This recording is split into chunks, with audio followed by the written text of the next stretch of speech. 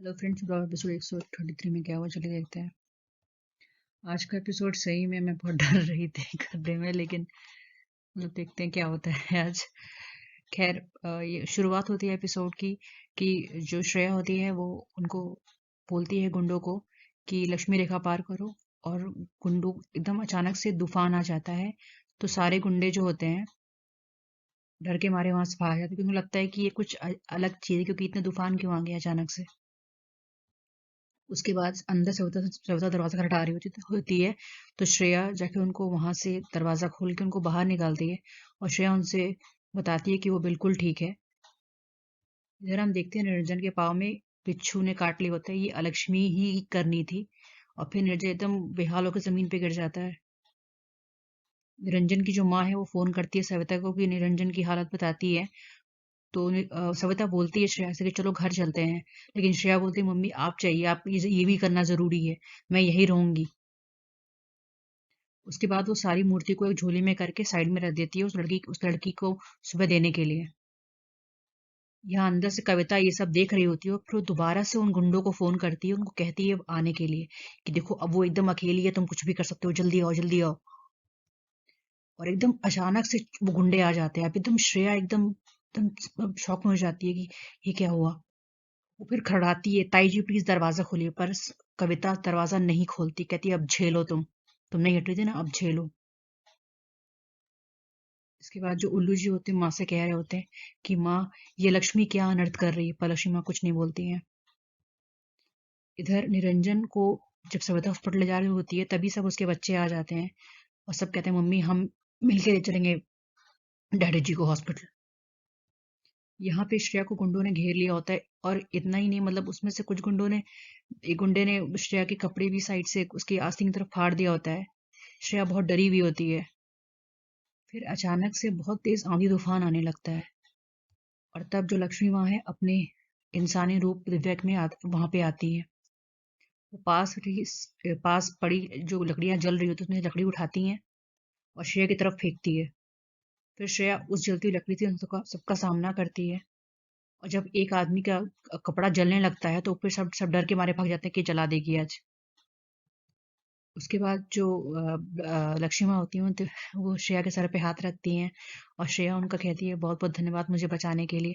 वो उनसे ये भी कहती है कि आप चलिए ना, आप मम्मी की फ्रेंड है ना, दिव्या, आप चलिए ना घर चलिए, मम्मी आपसे मिलकर बहुत खुश होंगी क्योंकि आप बहुत दिन से आई नहीं।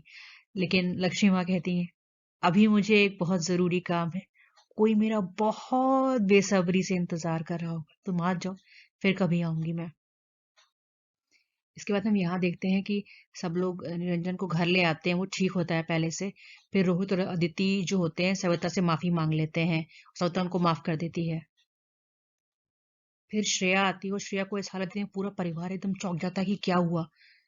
श्रेया उन लोग को बताती है कि ताईट ने दोबारा से गुंडे बुला लिए थे, लेकिन वो कहती है कि लेकिन जो आपकी दोस्त थी दिव्या, उन्होंने मुझे बचा लिया, आज उनकी वजह से मैं बच गई। तो फिर सविता समझ जाती है कि लक्ष्मी माँ स्वयं आई थी। वो कहती है माँ आपका बहुत बहुत धन्यवाद मेरी बहू को बचाने के लिए।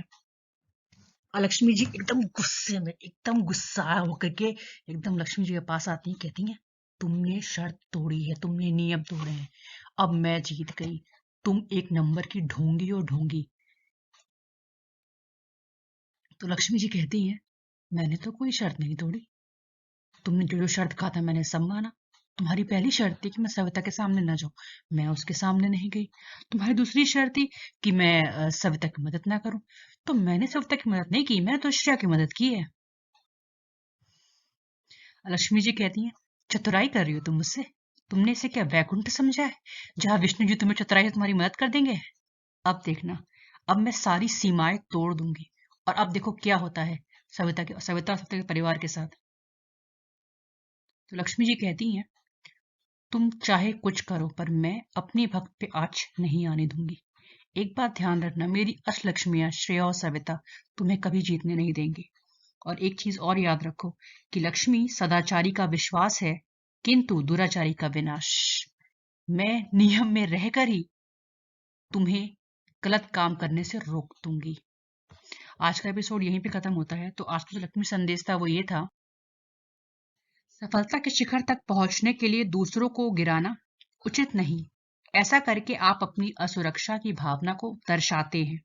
सामर्थ्य दूसरों को हराने में नहीं, बल्कि असहाय को सहारा देने में है। इसलिए अपनी सफलताओं को बड़ा बनाइए, अपने अहंकार को नहीं। आप समझ रहे ना, मेरी ये शुभ बात है, मेरी लाभ की बात है, क्योंकि लक्ष्मी पहले समझ में आती है और फिर ही जीवन में आती है। इस एपिसोड को सीरियसली इतना अच्छे से उन्होंने हैंडल किया है, इसमें भक्ति ने चमत्कार किया है। भगवान का सिर्फ ये दिखाया है कि हाँ वो आई थी, पर भक्त ने काम किया है। जय माँ लक्ष्मी।